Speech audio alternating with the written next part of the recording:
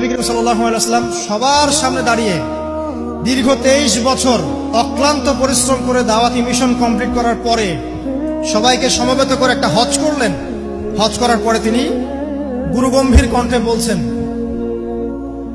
হৃদয়ের সমস্ত আবেগ বের করে দিয়ে বলছেন, হে জনগণ, আইয়ুহান নাস, হে জনগণ, আমি জানি না আজকের পর তোমাদের সাথে আমি কখনো মিলিত হতে পারবো কিনা।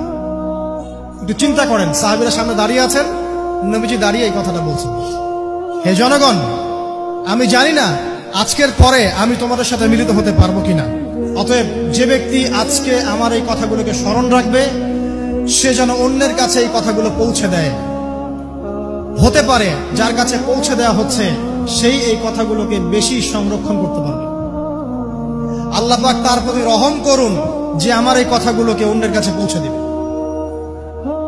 নবীজির ভাষণ। এরপর নবীজি বলছেন, জেনে রাখো নিশ্চয়ই তোমাদের পরস্পরের, মুসলিমদের পরস্পরের সম্পদ, পরস্পরের রক্ত, পরস্পরের এই যে জান, মাল, ইজ্জত, এগুলো একে অপরের জন্য হারাম।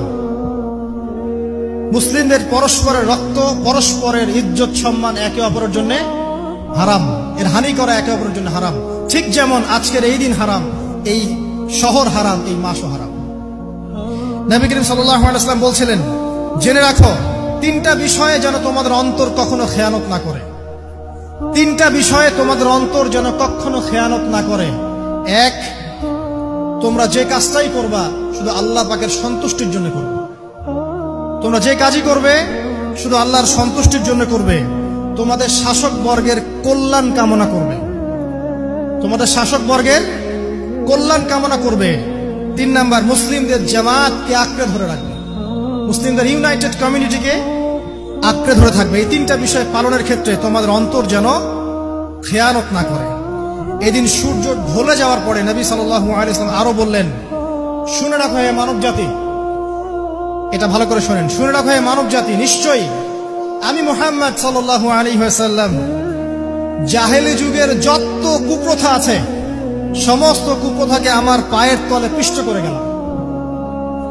জাহেলি যুগে কি ছিল ভাই?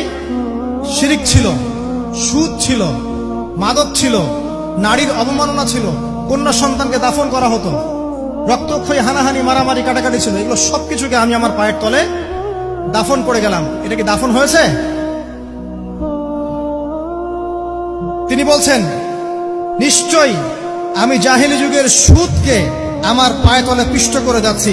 সর্বপ্রথম যার সুদ আমি পিষ্ট করছি তিনি হচ্ছেন আব্বাস ইবনে আব্দুল মুত্তালিব, আমার চাচার সুদ। নিজের পরিবার থেকে দৃষ্টান্ত স্থাপন করলেন।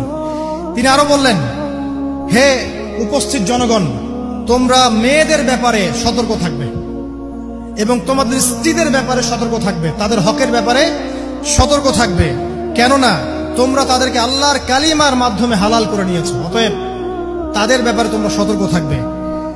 তোমাদের উপর তাদের হক হচ্ছে তোমরা যা খাবে, যা পরবে, তাদেরকেও তাই খাওয়াবে, তাই পরাবে। আর তাদের উপর তোমাদের হক হচ্ছে